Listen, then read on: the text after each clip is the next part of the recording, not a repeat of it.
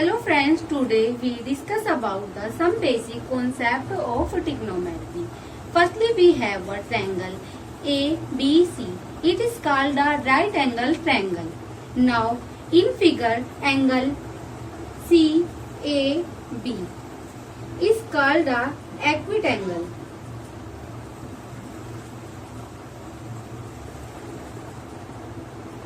In a figure, line BC is called the side opposite to angle A. It is also known as perpendicular. BC is known as perpendicular.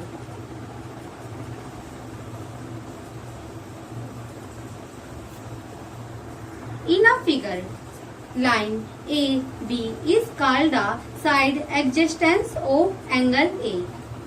It is also known as AB is base. A line AC is always called the hypotenuse. Is called the hypotenuse.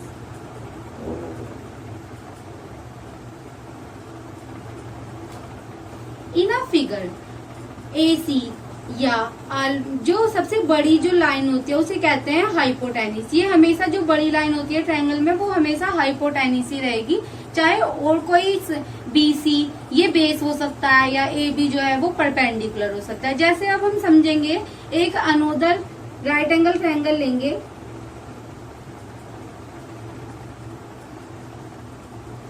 B is a perpendicular.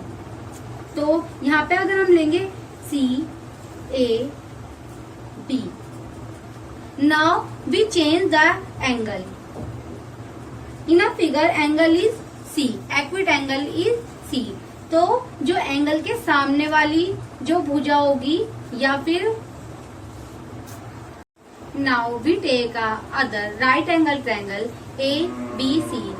अब हम क्या करेंगे, angle पहले इसमें क्या था, A था, और अब इस फिगर में एंगल क्या है हमारा, C है. जो एंगल C के जो सामने वाली जो साइड है, side opposite to angle C, इसे क्या कहेंगे, side opposite to angle C is a perpendicular.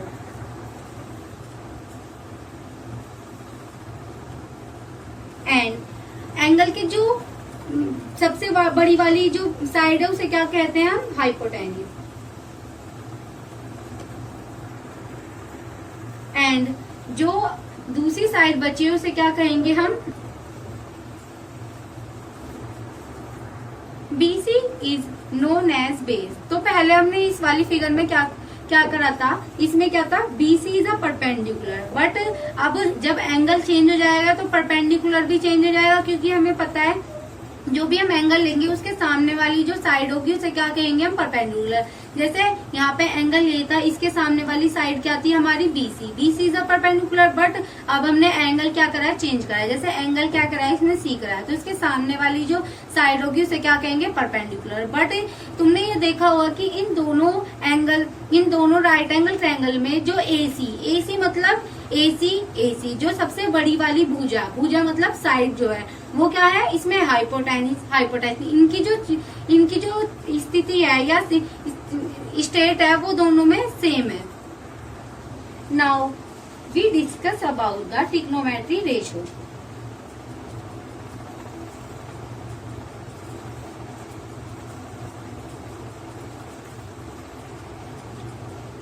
Trigonometry ratio में जैसे sine, cosine, tangent, cosecant, secant, cotangent, ठीक है. तो इन्हें हम शॉर्ट फॉर्म में क्या कहते हैं, जैसे साइन, ठीक है. अब हम इस एंगल C के उसमें लेंगे, या हम एंगल A के उसमें भी ले सकते हैं, किसी भी उसमें ले सकते हैं. अगर हमें एंगल A के उसमें निकालना है, एंगल A साइन A, तो साइन A बराबर होता है हमारा, साइन A बराबर हमारा होता है परपेंडिकुलर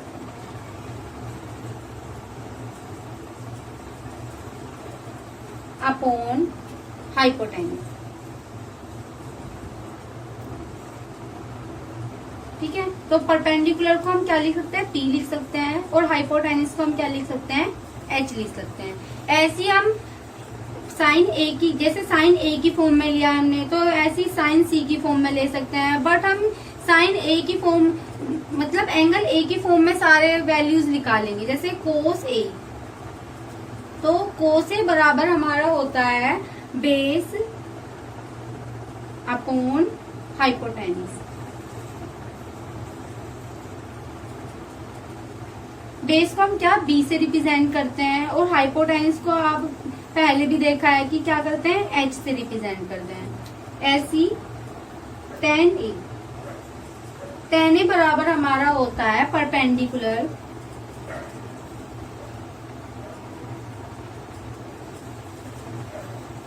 अपॉन बेस। परपेंडिकुलर को क्या लिखते हैं, पी, और बेस को हम लिखते हैं बी। तो ये हमारे ट्रिग्नोमेट्री रेशो है, साइन कोस टेन। ऐसे हम निकालेंगे। वैसे मेन जो फंक्शंस है हमारे साइन कोस टेन है, इनसे ही हमारे बहुत सारे फंक्शंस निकल जाते हैं। जैसे हमें पता है कि साइन ए बराबर होता है 1 अपॉन कोसेक ए।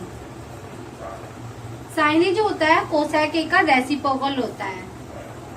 तो अगर हमें इसके ट्रिग्नोमेट्री रेशो निकालने हैं, तो साइन ए का हमें पता था कि perpendicular upon base, perpendicular upon base नहीं, परपेंडिकुलर अपॉन हाइपोटेन्यूज। तो ये हो गया 1 अपॉन कोसेक ए। तो कोसेक ए बराबर हमारे पास क्या आ जाएगा, इसकी मल्टीप्लाई इसमें कर देंगे और ये वाली फॉर्म यहाँ पे ले आएंगे। तो ये ऐसे इसका रेसिप्रोकल करके भी निकाल सकते हैं, या फिर इसकी मल्टीप्लाई इसमें कर देंगे। तो दैट इज जो कोस ए आ जाएगा हमारे पास, वो आ जाएगा हाइपोटेनिस अपॉन परपेंडिकुलर। तो हमारे पास कोसेक ए की वैल्यू भी आ गई है। ठीक है, अब हम रेशो साइन ए, कोस ए, टेन ए। तो अब हम पहले उससे पढ़ने से पहले हम क्या करेंगे, हमें पता है कि साइन ए, हमें ये 3 फंक्शंस याद करने पड़ेंगे, साइन ए, कोस ए और टेन ए। तो साइन ए जो होता है उसका रेसिप्रोकल होता है कोसेक ए। ऐसी कोस ए का रेसिप्रोकल होता है सेक ए, एंड टेन का रेसिप्रोकल होता है कोट ए। तो साइन ए बराबर 1 अपॉन कोसेक ए हो गया, और कोस ए बराबर 1 अपॉन सेक हो गया, और टेन ए बराबर 1 अपॉन कोट हो गया। तो अभी हमने क्या पढ़ा था कि साइन ए बराबर क्या था हमारा, परपेंडिकुलर अपॉन हाइपोटेनिस। तो अगर हम साइन ए का अपोजिट क्या है हमारे पास, कोसेक ए, तो इसका साइन ए क्या था हमारा, परपेंडिकुलर अपॉन हाइपोटेनिस। तो कोसेक ए, यहाँ से हम कोसेक ए निकाल सकते हैं। तो कोसेक ए बराबर हमारे पास क्या हो जाएगा, हाइपोटेनिस अपॉन परपेंडिकुलर। ऐसे अगर हम सेक ए निकालेंगे, तो हमने पहले पढ़ा था कि कोस ए बराबर क्या होता, बेस अपॉन हाइपोटेनिस। तो सेक ए बराबर इसका अपोजिट हो जाएगा, मतलब हाइपोटेनिस अपॉन बेस। और कोट ए बराबर टेन ए का अपोजिट, टेन ए क्या पढ़ा था हमने, परपेंडिकुलर अपॉन बेस। तो ये क्या हो जाएगा, बेस अपॉन परपेंडिकुलर। तो हमने ये ट्रिग्नोमेट्रिक रेशो, मेनली वैसे ट्रिग्नोमेट्रिक रेशो जो है 6 टाइप के होते हैं, पर एक नहीं वैसे 2 कह सकते हैं। तो टेन ए बराबर होता है, ये वैसे मोस्ट इम्पोर्टेंट है, जो भी क्वेश्चंस है उसमें ज्यादातर यूज होता है टेन ए, कोट ए। तो टेन ए को साइन ए अपॉन कोस ए भी कहते हैं, और ऐसी कोट ए होता है हमारा कोस ए अपॉन साइन ए। तो ये भी वैसे इम्पोर्टेंट है, क्योंकि क्वेश्चंस में मोस्टली ये वर्ड्स यूज होते हैं। मोस्टली जो क्वेश्चन से प्रूव करने वाले उनमें, या किसी उसकी वैल्यू निकालने में किसी क्वेश्चन में कोस या टेन की, तो इसमें ये यूज होंगे। ठीक है, तो ऐसे हमने पढ़ा है कि टेन ए बराबर साइन अपॉन ए। तो हमने भी पढ़ा है कि साइन ए बराबर क्या होता है, परपेंडिकुलर अपॉन हाइपोटेनिस। तो हम टेन ए की भी ट्रिग्नोमेट्रिक रेशो निकालेंगे। तो साइन ए बराबर हमने क्या पढ़ा था अभी, परपेंडिकुलर अपॉन हाइपोटेनिस। और कोस ए बराबर क्या होता है हमारा, बेस अपॉन हाइपोटेनिस। तो अगर हम टेन की वैल्यू निकालेंगे, ये इसकी क्रॉस मल्टीप्लीकेशन ये ऊपर चला जाएगा, तो ये नीचे आ जाएगा, तो h से h कट जाएगा, तो हमारे पास क्या बचेगा, p अपॉन b, इसका मतलब परपेंडिकुलर अपॉन बेस। तो हम कह सकते हैं कि tan a बराबर हमारे पास क्या आ गया, परपेंडिकुलर अपॉन बेस। ऐसे हम कोट ए के लिए निकाल सकते हैं। वैसे तो हम वैल्यू कोट ए में cos a और sin a की वैल्यू रख के भी निकाल सकते हैं, पर हम जानते हैं कि जो tan a होता है, tan a इजिकल टू होता है 1 अपॉन कोट ए।